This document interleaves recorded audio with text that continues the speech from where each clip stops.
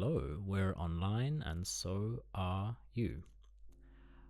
I had a really fun chat with Kat Kibben, who has been a friend for a number of years, even though we've never met in person, and that's why I thought they were the perfect guest to bring on for this episode, because I wanted to touch on this idea of how to be human online. I think whether it's through social media or Zoom, we all know that it feels much harder to have an authentic connection. And Kat gives webinars to hundreds of people and speaks a lot about authenticity and showing up as a human being, which is why I thought this conversation would be a great one to have. So I hope you enjoy.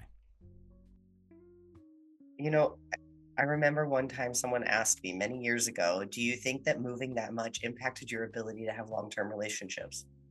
And I was really offended when they said it at first because I'm like, what do you mean? And then as I was preparing for this conversation, I was kind of thinking about that phrase and how I actually think now it's part of my superpower. It's like, no, actually, it prepared me to have more intentional relationships. No, I don't have as many long-term relationships. I do not have 500 people I went to elementary school with. But the people who are on my connections, my friends, people who maybe I was once fans of, people I went to college with, all of those people, they don't just know what I do. They know what I struggle with. They know what I'm working on. They know what lights me up. They know what meme is going to make me laugh, right? And so I have this sea of deep, deep connections because I've always allowed for intentionality to be part of it. And I think that is feed and food for long-term relationships that most people don't do. And they don't realize the relationship ended because they still think of it as a high quality relationship. You've worked both sides of the screen, right? Speaking live on stage and presenting to hundreds of people online. So what's the biggest difference you've noticed when it comes to connecting with people through a screen versus in a room?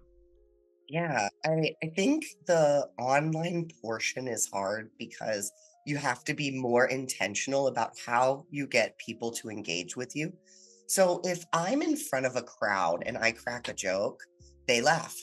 And we have this connection and we keep moving and we're building off of those kind of dopamine centered hits for me and them. And then when we're online, that doesn't happen unless I explicitly say, turn on your camera, go to the chat and type yes. I want you to respond to me. And it's like we have to remind people to engage because we consume digitally so passively all the time.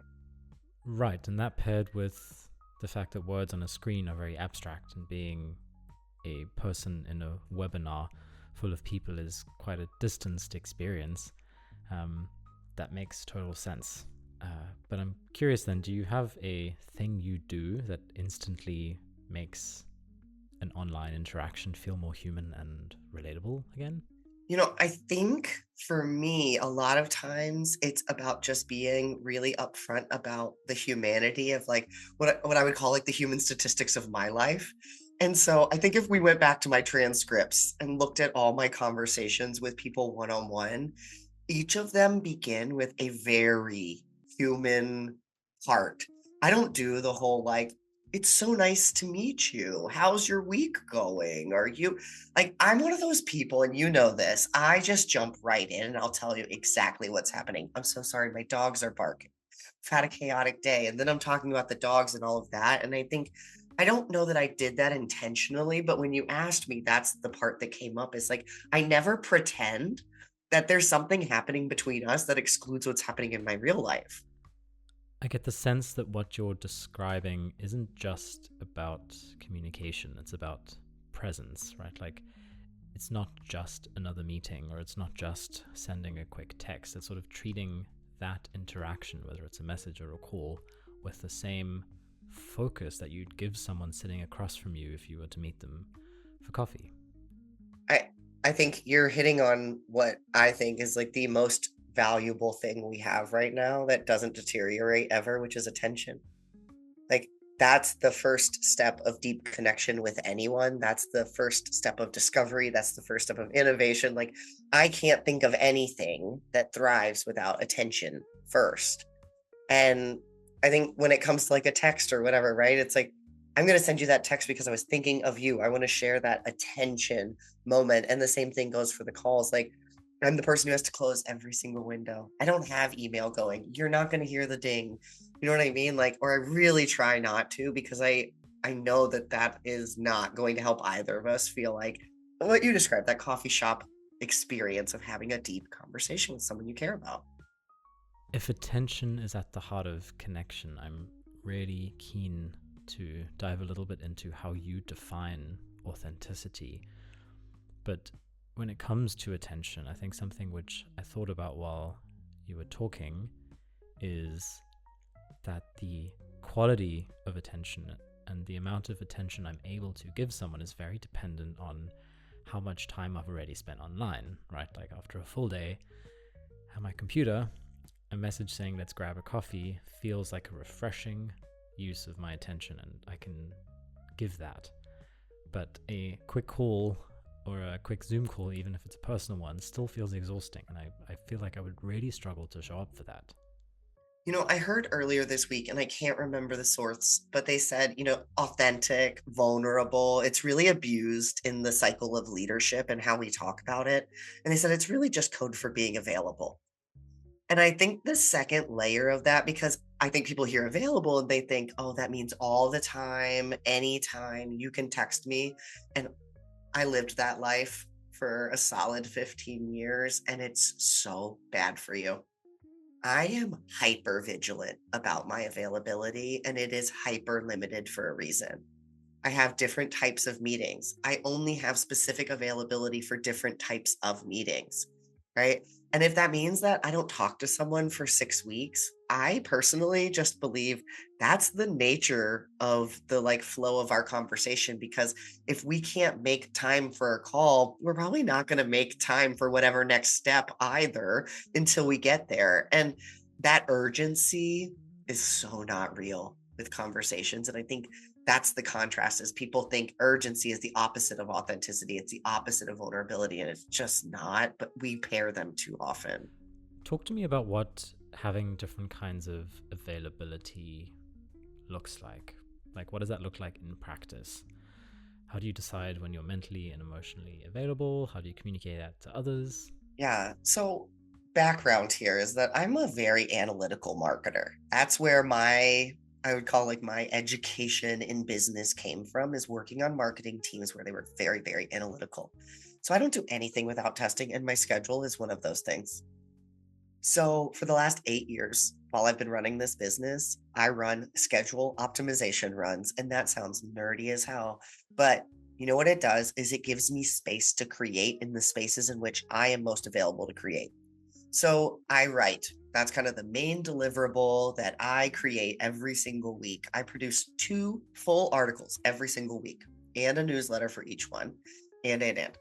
So I know I write best in the morning before lunch. So I don't take calls every day before lunch. That availability is just not there. And so I really, when I think about availability, it's like, where's my mental availability to accomplish the tasks that I need to accomplish most often? And if you're an entrepreneur, it's about taking that step back and being like, this is what requires the most unique mental energy for me. I do it best at this time. I don't take meetings at that time. And so my schedule looks like I don't take meetings on Mondays or Fridays, which makes everyone like, you'll get some real gas from corporate America saying that. And then on Tuesdays, Wednesdays, and Thursdays, I don't start until 10, but I'll take calls all day. But I do not start before 10 unless it's an event or something like that. And that's worked really well for me for the last 6 to 12 months. And I can change my mind at any time. Right. I mean, it sounds like those boundaries don't just protect your time, but they make connection possible. It's almost like having structure actually makes you more present when you do show up. And I think I can definitely relate to that point. Right. Well, and you know this, right? Like, connection is not something that happens during distraction.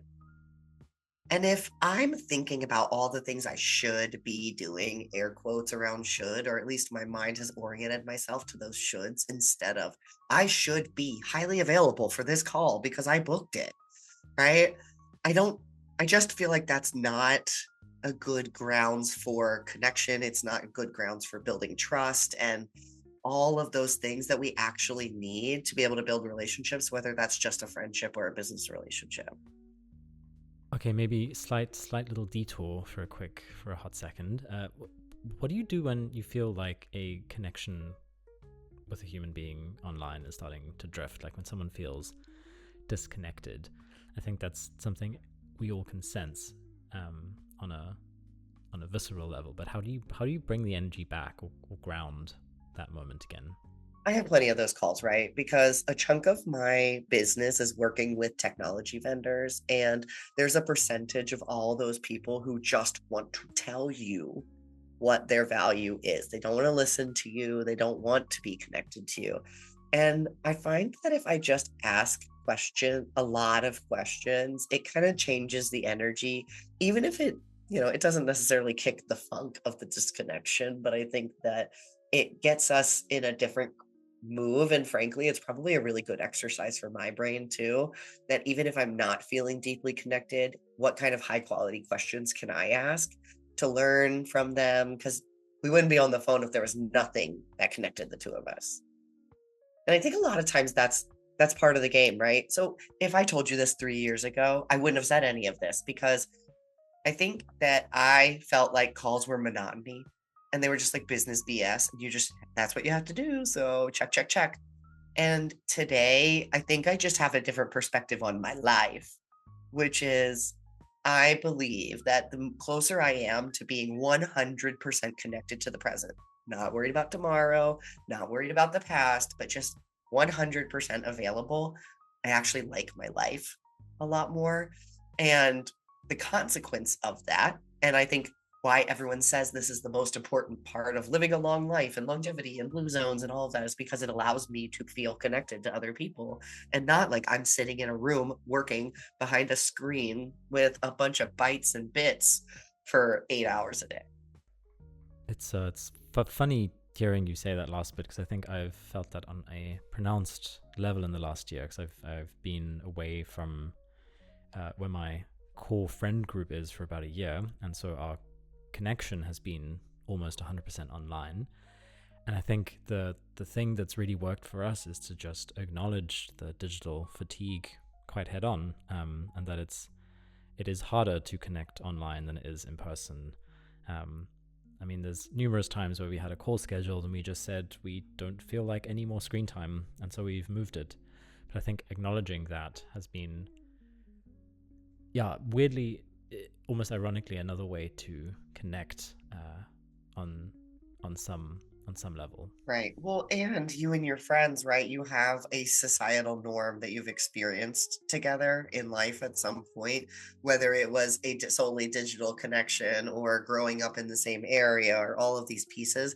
I probably have a little bit of advantage when it comes to connecting with strangers because I moved 13 times before I graduated high school, right? And I'm also probably a little bit ahead on the email and internet fatigue because I was one of the first kids with the AOL CD, and my first job was early social media. I was the very first social media hire at monster.com, right? And I think because I've been doing this for a really long time and I had that background of like quick connections and figuring out how to do that, it would probably hardwired me a little bit better for like being able to be satisfied with a one-off connection. I mean, that's really fascinating, actually. I'm very curious to hear what impact moving context and community so often had on your ability to be human, and maybe more so be human online and connect with another human being Yeah. online. The first thing that came to mind when you said that was consume content and be fans of people. And I know that sounds kind of corny, but truly the people that I think of you, I think of my friend Katrina Jones, like a lot of people, I went to a webinar where they were speakers and I thought to myself, these people are so smart. I want to know them. And I went out of my way to follow, to comment on their stuff, to read what they wrote, to talk back, you know? And I think as much as that can be borderline stalkerish, right? I'm not talking about like people with 500,000 followers and you're like trying to get the attention of a famous like football player. I mean, like people in your industry, people you look up to, people you think are smart. This could be someone with 400 followers who writes every single week. If you think they're smart, connect with them. Go out of your way to talk to them. And just I deeply be a fan of other people because we all need that kind of dopamine of like you're doing great as creators, you know? And I think the other thought I had is you kind of have to get past your belief, your I don't want to call it imposter syndrome because I really am just not a fan of that phrase. I think that's misogyny in like a different hat, but it's this belief that nobody cares about you. That's really what is underneath it for a lot of folks. And I think people are better than you believe. And I saw it in real life when I traveled the country in the van. I see it in my real life now that I sit in one chair every day and just like interact with the same 12 people every day because I go the same places. But truly, like, you kind of have to believe they're good. I mean, that's almost a perfect segue into a burning question I've had, and I don't think I've ever really asked you this, but we've obviously known each other for a few years now, and we've been connecting online 100% of the time. We've never met in person, and yet I still feel like we're able to have a genuine, authentic human connection online. And I'm very curious. I mean, we're obviously big fans of each other, which ties into your last point very well, but what do you think our secret has been? So glad you asked me that because I was like, you better let me say something nice about you. No, I think you're one of those people, right? When we talk, you do all the things we've been talking about. You go out of your way to support me and vice versa. I think that's probably what initially connected us. And then when we do talk, we share the things we're reading. We share openly and vulnerably, and we'll say, like, this isn't working for me. And I think the other thing that's kept us connected over the years, and I won't get too much into our personal stuff, is that there's also been times when we've booked a call and said, I don't want to talk about work. I have this big, heavy thing happening in my life, and I just want to be really honest with you. And neither of us have shied away from being like, you don't seem like yourself. Is there something else you want to talk about? Like, we don't avoid hard things. And I think that makes it really easy to want to book the next chat, whether we talk every 2 weeks or every 6. Oh, that last point feels so key. And I mean, I know this, but if you're sitting with someone in person, you have so many more cues available to you to sort of read the room and match their energy and feel where their energy is at.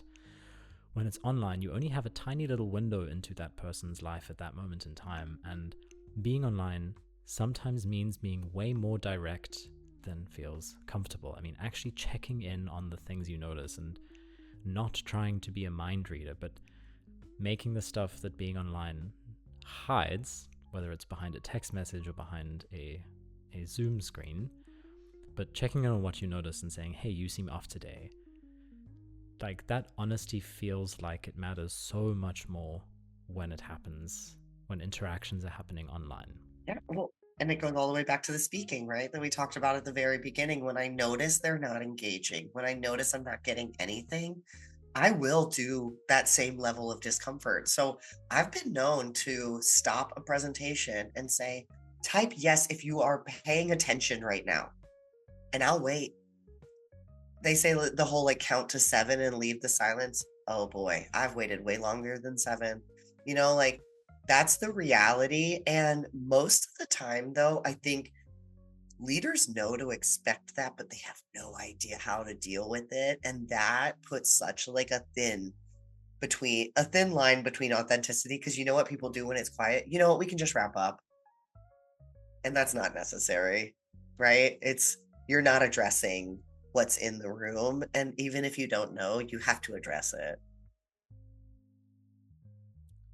Thanks so much for listening. I hope you got something useful out of this conversation. I know I did. If you're feeling really nice, consider sharing this with someone you think might find it as useful as you did. And if you're feeling insanely nice, then please consider leaving a review. It helps a lot and I would really appreciate it. But for now, I'll just say until we hear each other on the next episode.